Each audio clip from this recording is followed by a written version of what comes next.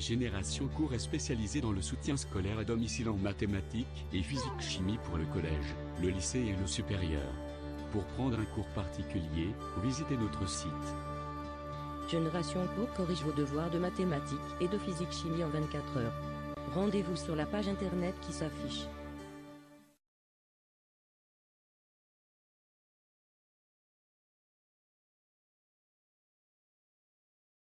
Donc on veut montrer que la suite Vn est arithmétique, enfin on veut en fait dire si elle est arithmétique ou pas, donc on ne sait pas encore si elle est arithmétique ou pas. Si elle est arithmétique, il va falloir le prouver, mais avant on va essayer de faire des tests pour savoir si cette suite est arithmétique.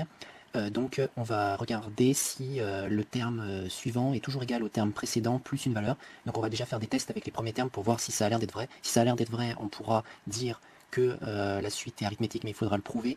Et si ce n'est pas le cas, on pourra dire directement que la suite n'est pas arithmétique. Donc on va calculer les trois premiers termes. Donc on va calculer le premier terme V0, qui est égal à moins 7 fois 0 plus 5 sur 5 fois 0 moins 11, qui est égal...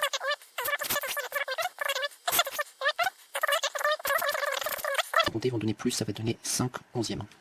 On va calculer V1, qui va être égal à moins 7 fois 1 plus 5 sur 5 fois 1 moins 11. V1 est donc le deuxième terme.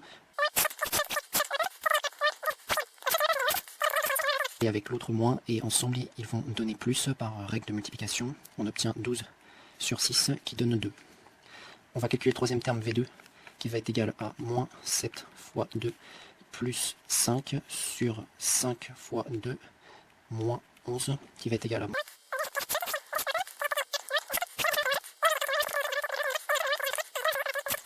égal à 17. Donc nous avons calculé les trois premiers termes, mais nous devons donc maintenant regarder si cette suite est arithmétique ou pas, et pour savoir cela, on va faire la soustraction entre le terme d'après et le terme d'avant pour les trois premiers termes. Donc on va faire V1 moins V0, qui va être égal à, donc V1 c'est égal à 2 moins 5 sur 11 pour V0, qui va être égal, donc on